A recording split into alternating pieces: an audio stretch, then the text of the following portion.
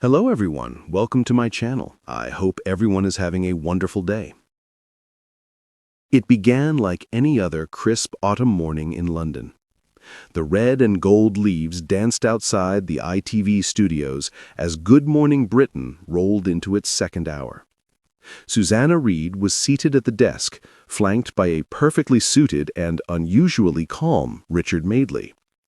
They were halfway through a polite but probing interview with Shadow Chancellor Rachel Reeves. The topic, Labour's latest economic strategy. Suddenly, the studio lights flickered once, then again. A small red bulb above the camera blinked rapidly. "Apologies," Susanna said smoothly, glancing off camera. "We're just getting some breaking news." Richard held his earpiece tighter and squinted. The producer's voice in his ear was sharp, panicked. Then came the line that changed everything. "We're halting the program. Emergency EU alert. Cut to Europe desk now."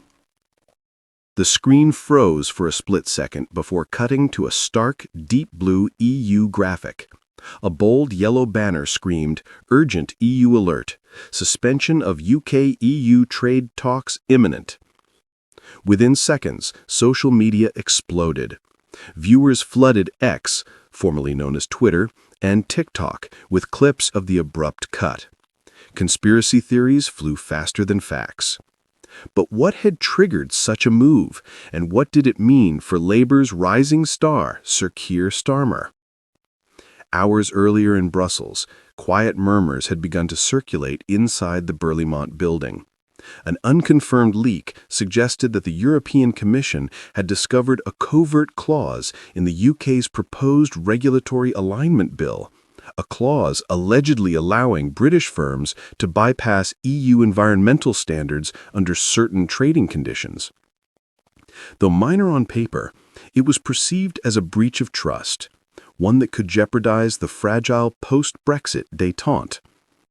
When the story hit European wires just after 7 a.m. GMT, ITV producers were among the first in Britain to catch it.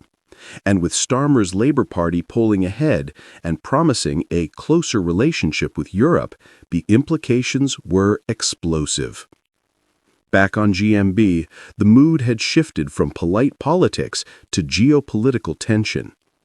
The Europe correspondent, Freya Morgan, appeared live from Brussels, her breath visible in the cold morning air. "Susanna, Richard, the situation is rapidly evolving. European Commission President Anneliese Vorden has called an emergency session. UK-EU trade negotiations, which Labour had hoped to revitalize if they win office, are on the brink of collapse." The timing couldn't have been worse for Keir Starmer. His entire campaign narrative rested on the idea that he could rebuild bridges where Boris Johnson had burned them. But now, his quiet courtship of Brussels had been exposed and potentially compromised. In Westminster, reporters were already gathering outside Labour HQ. A junior aide, visibly shaken, told journalists, "Sir Keir will respond shortly, but let's be clear, this isn't our doing." But perception is everything. To viewers across Britain, it looked like Europe had already lost faith in Labour's promise of pragmatism. The opposition leader, once praised for his calm, competent approach, was now seen as either naive or duplicitous. As the morning sun climbed over the Thames, Good Morning Britain resumed. Susanna's voice was measured, but laced with tension. This is, of course, a developing story. But what's clear is that Britain's relationship with Europe, once again, hangs in the balance. She turned to Richard, who looked down at the desk, then up to the camera with something rare, genuine worry. And for Sir Keir Starmer, this might just be the defining moment of his political career before it's even begun. As the segment ended, the show's iconic jingle played, but softer, almost muted.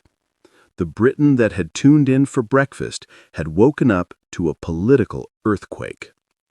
And for Sir Keir Starmer, the morning was anything but good.